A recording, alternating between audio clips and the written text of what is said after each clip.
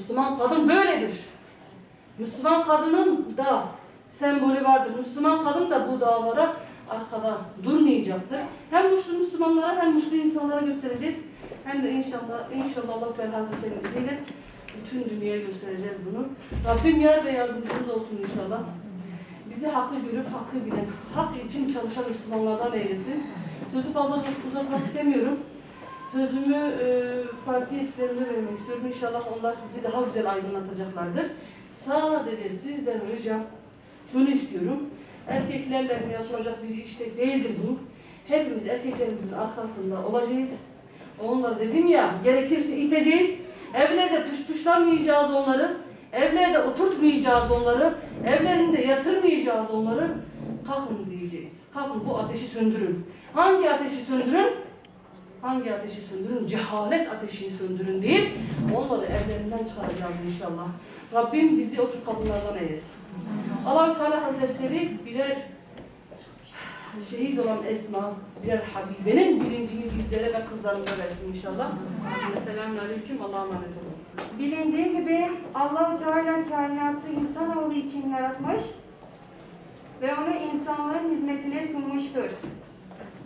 İnsan fıtratına aykırı yaşam tarzları, idareler ve farklı ideolojiler nedeniyle toplumun temel yapısı bozulmuştur. Ortaya çıkan bu bozukluğa, bu başıboşluğa bir tavır sergilemek, tepki göstermek, insan olarak toplumsal görevimiz ve Müslüman olarak da dinimizin gereğidir. İnsanlığın içine düşürüldüğü bu manevi buhrandan, maddi yoksunluk ve ezilmişlikten kurtuluşunun tek yolu kendi özüne ve fıtratına dönmesidir.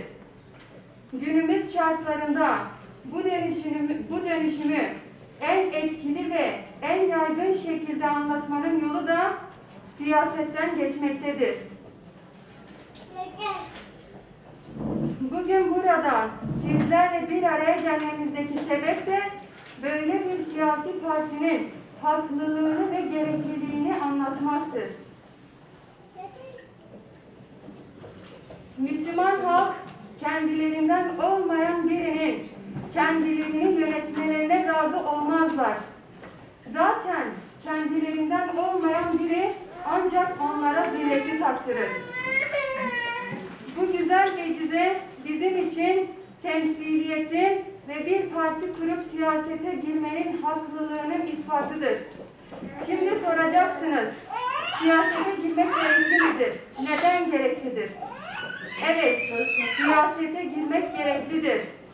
Çünkü fesada, haksızlığa ve gün geçtikçe artan suçlara, kısaca münker olan her ne varsa karşısında durabilmek, engel olabilmek ve maruf olan her ne varsa yaygınlaşmasını sağlayabilmek için hakkı en iyi yöntemlerle tebliğ edebilmek, mazlum ve mustazafların haklarını savunabilmek için bizler siyaseti bir araç olarak görmekteyiz.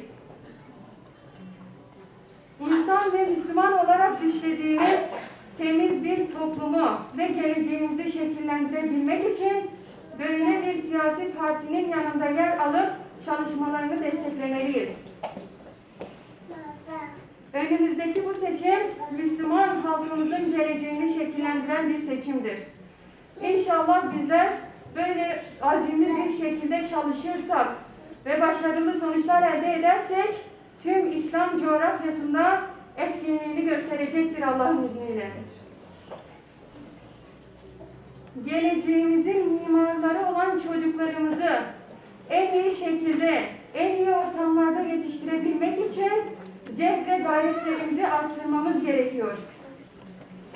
Benim de şahsen bütün kalbimle inandığım ve ittifak ettiğimiz konu şudur. Eğer siz değerli bacılar bu işe el atarsanız, hep beraber çalışırsak inşallah çok iyi sonuçlar elde ederiz. Hiç kimsenin bile tahmin edemeyeceği sonuçlar. Ve geleceğimizin mimarları olan çocuklarımızı en iyi şekilde, en iyi ortamlarda yetiştirip onları bataklıktan ve ateş çukurlarından kurtarırız. 30 Mart akşamı inşallah zafer marşlarıyla birbirimizi tebrik ederiz.